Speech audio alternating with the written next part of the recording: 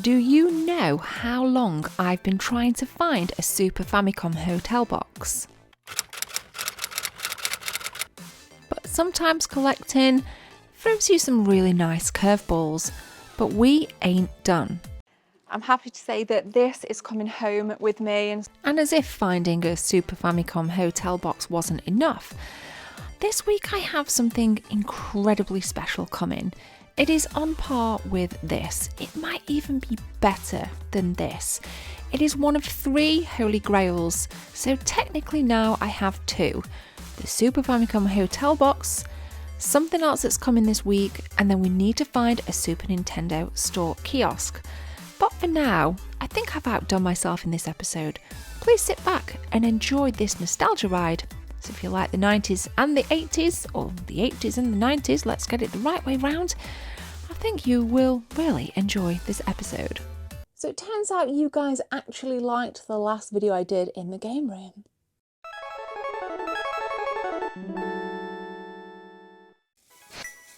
So here it is, in all its glory, and I think that this is probably the most important thing to tell you about. Now, in this episode, we looked at some of the rarest items in Forgotten Worlds, and I'd clocked this the day before. For those of you that don't know, these you could rent these in Japanese hotels way back in the day. What I'm going to do is I'm going to set you a challenge, my viewers a challenge. I will make a video on this by itself, really professionally done with a bunch of information. If this video gets, I don't know, 647 likes, share it, hit like, do what you need to do. 647 likes in the next 2 weeks from release, I will make an isolated, independent, proper little video on the Super Famicom hotel box. For me personally, it's one of 3 Super Nintendo holy grails.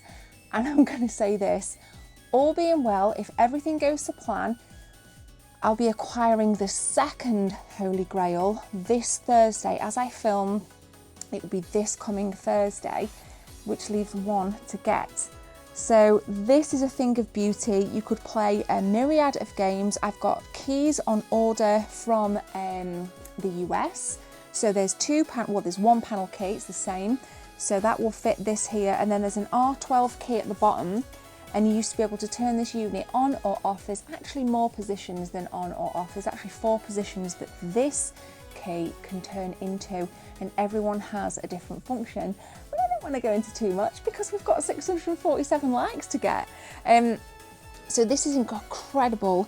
I am going to get the front 3D printed. As you can see, it is broken, and I'm going to reorder the stickers from Etsy. So okay, it won't be 100%, you know, but I don't care. I think it will. I think it looks fine anyway. But it would be nice to have this thing completed, and I just think it's wonderful. I've wanted one for ages, and I missed out on one on Sendico a couple of years ago. But they're very fragile, and they're very, very, very hard to get in working condition. There's some on eBay, and they go for an absolute fortune. But saying that, one did sell in June for like 200 and some quid, so you can get bargains if you keep your eyes out. Now, as this is a much more placid video, I pretend to be a retro game hunter, but when I did the last episode, sat in here, going through a haul, you guys flipping loved it and asked for more. So here it is. So we have 2 bags. All these are from the Forgotten Worlds mini-series. Please go watch it. It was a great trip to Scotland in the UK's largest retro game store. So what I've done since is, other than this game, I've put everything in plastic cases. So let's just go ahead and get it all out. Bag number 1, the majority being Nintendo goodness, bar 1 game. We'll start with this. This is Bomberman, it's a new game. Bomberman, Badderman, really gorgeous piece of kit. And what makes this so appealing is this little guy right here. If you take a look on any of the Japanese auction sites, you will see this game. It is quite common, but but to get it with the actual Bomberman figure is quite difficult. This is the original. You'll see other ones in there, kind of replacement stuff. So I just love this. And if you watch the episode, you'll see me pick this up quite a bit. So it's really cool, really kind of cool to see. And this one, I couldn't fit it in one of the plastic cases. I've since got the Sentinel cases and it wouldn't fit for Toffee. So unfortunately, I got to keep it out. It's not going to go there, but I got to keep it out like that with no cover on. Darn it, it's such a hard life. I'm only joking, guys, obviously. Just making complaints there that I shouldn't really be making complaints about, but nonetheless.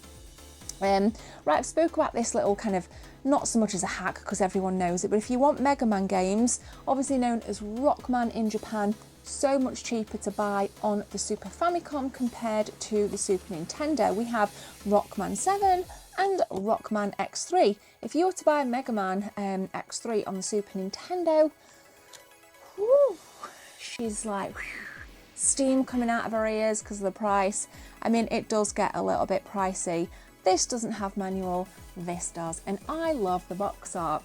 But even in Japan, if you were to import these, Rockman games do go for a fair bit. So be mindful that, you know, when you go to Allen's, you can still get some really nice games. You might think the prices are expensive, but they're actually not when you go and look at the import price on these. So I think overall Japanese stuff, since that we've had the rise of Sendico and Japanese marketplaces and people like me importing, prices have gone up. So we've got these two beauties to kick us off. I think it's all about Super Famicom at the minute, isn't it? Next up is Dungeon Master. Now you're going to be like, you can't read Japanese. I have this weird thing going on at the minute with Google Lens. Now Google Lens translates text and it's great to be able to be out on a retro game hunt. If you don't know what a game is, whip out your phone and the lens will read it, you know, translate it into English. My mission off stream in private is to play through some Super Famicom games with my iPad on a tripod, and I'm just gonna, like, if there's any text, take a look at the iPad, read it on my merry way into the game. And I actually wanted to try it with Dungeon Master. So that's why I picked this up. I think this was priced in 18. And again, with these, you can see that I don't know if the camera will pick up the glare, but I have got these in the Sentinel cases. So that's just a weird tidbit of information for me. And obviously some of the menus in these, because again, this does work. Go and watch the episodes, you'll see it working. You can go through, use Google Lens, navigate the menu if you were to get one of these. Okay, now a cult classic, certainly one of my favourite games, my first Super Nintendo game ever, my first Super Nintendo console variant, Mario All-Stars. This is the Mario All-Stars Famicom game in glorious condition. There's no sun fading whatsoever. I just think this looks absolutely gorgeous. We don't need Google Lens for this because we know what we're doing on Mario All-Stars. So I thought that was just beautiful. That's coming home. Obviously the retro stuff goes downstairs in the Lady Lounge. Up here we have more kind of PS4, Switch, Wii U, PS3, Xbox. So I'll be taking these back downstairs. Next up then we have Gods, an absolute classic. My favourite variation of this is on the good old home computer with the Amiga, but I don't own it on the Super Nintendo. But what I have been doing is when I've been acquiring boxed games, I sell my unbox on the Gebs24 Facebook. All the social media links in the description, go and give us a follow, we're very active on there. And it's even got the old Dixon's sticker label on of £22 and 49 pence. Little bit of damage on the box, but I don't care. Other than that, it's in really nice condition. Now I picked this up because I've never played the Super Nintendo variant of Wolfchild. These cases have actually still got the plastic film on. I do need to take them off just to pop the artwork a little bit more. But I got this because I really wanted to try this on the Super Nintendo. So if any of you can tell me kind of what you enjoy about it, please let me know because I don't know much about it on the SNES. Now we did get one of the games on my Buy the List challenge. It is a series I've been doing on my retro game hunts where I have these lists and I go in with a view to buy said game. And I finally have a box copy of Turtles in Time. I have a repro PAL box downstairs. It's actually a repro cartridge of PAL downstairs. And I had the unboxed NTSC on this, which I've since sold.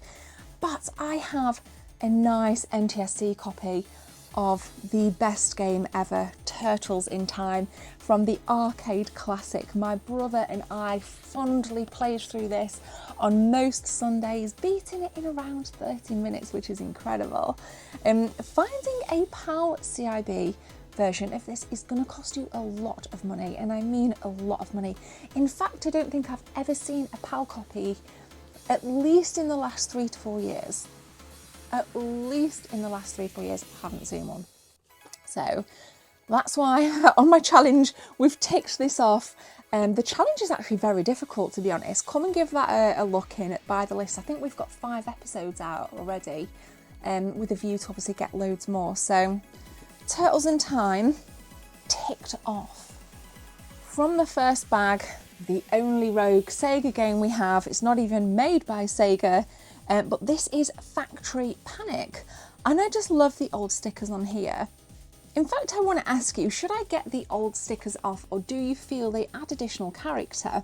As a collector, I know a lot of people would want their boxes to be completely uncompromised, but sometimes I kind of feel like the stickers just add that little bit of, you know, when you go into Dixon's or you went into Curry's or Blockbuster or WH Smith, you'd pull it up down, you'd look at it, you'd see the stickers on there. I think even somebody's tried to peel this off in the past, actually. Ooh, somebody has. Whoa, it's actually coming off. Ooh, it looks like I've already made the decision for us on this one. Wow, how ad hoc is that? We've still got one left though. Here you go, that one's gone. Should I take this one off? Now, in terms of what this is, I'd read the back, it seems interesting. Sneak into factories owned by a vicious tycoon and get quality products to the people who rightfully deserve them. Sounds random, right? Yes, that's why I picked this up. This one was a bit of a blind purchase, but I love retro game hunting because we always find new things as well as old things. So it's not just about nostalgia, but it's also about brand new experiences as well. I need a few seconds of your time to tell you about channel memberships. If you guys want to become a channel member, click join from the main page or the second link in the description. There are 3 tiers, all with different perks for you if you want to become a team member. Thanks for your time. Let's continue with the video.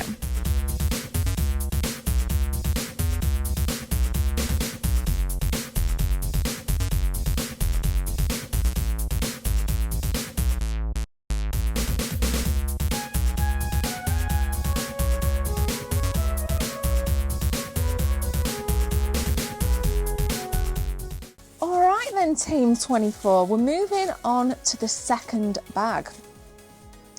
Let's get these out. There's some really nice stuff in here.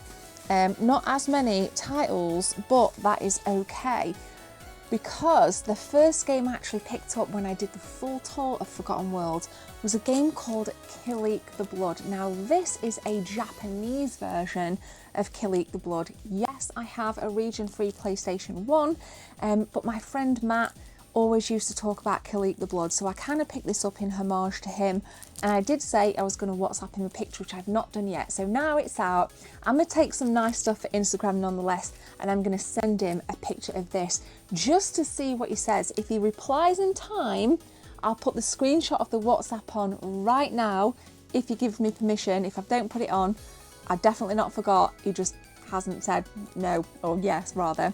So we've got some Kill the Blood. And then we got some theme park as well. I was a huge theme park girl back in the day. And of course we have Planet Coaster 2 about to drop, which I'm incredibly excited about. But this is the classics version with the white border. I did import theme park on the PlayStation 1, which wasn't the classics version.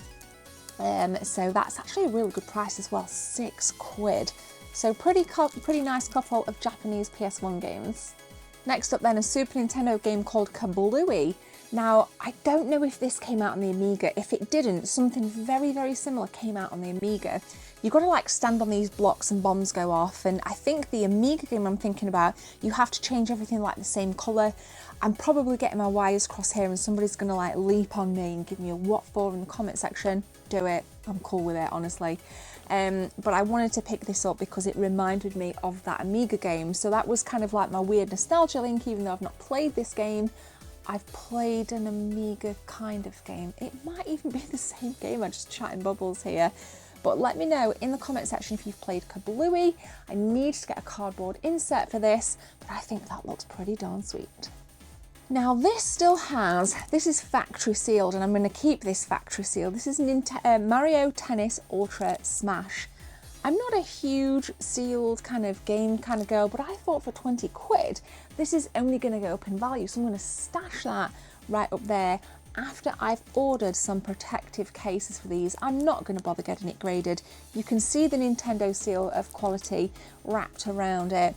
I just thought that was really nice, and you guys know, if you follow me, I'm always talking about how much I love tennis games, and I will get a non-sealed copy of this to play. Another blind purchase then, PS2, Myth Makers Trixie in Toyland?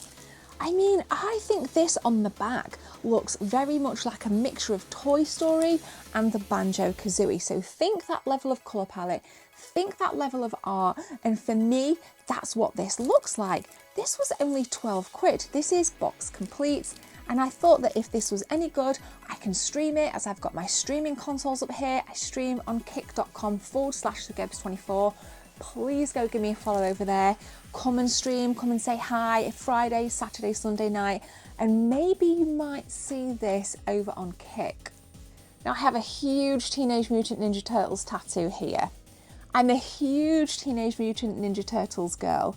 That's why I got this Switch factory sealed limited run edition of the Cowabunga collection. Yes, I already have it right there. I think that one's factory sealed as well. Everything's factory sealed, what am I doing? But I did want this for quite some time. So what is included in this then? So we have the Switch game, of course. We have the box and exclusive art turtle by the Turtles creator Kevin Eastman, an art book with 180 pages of development drawings and art, a 24-inch by 16-inch cloth poster with Kevin Eastman illustration, 3D acrylic diorama, set of 5 metal pins and 12 translucent plastic tournament fighter cards. I was not leaving without this. I was not leaving without this. I adore the Turtles, and I think, let me just check. Yeah, that one. The reason my Switch one up there is sealed is because I've got it on the PS4.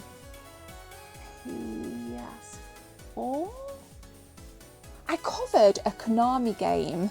I did cover that. I've done 3 sponsored videos with Konami in the past.